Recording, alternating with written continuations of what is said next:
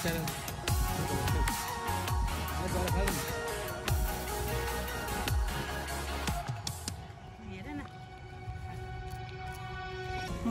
कुरा आज पनि तिमीले मलाई भनेनौ खै। जानी जानी मेरो मनहानि हुने कुरा नगर है। ठिकै छ नि तिमी भनी जनवर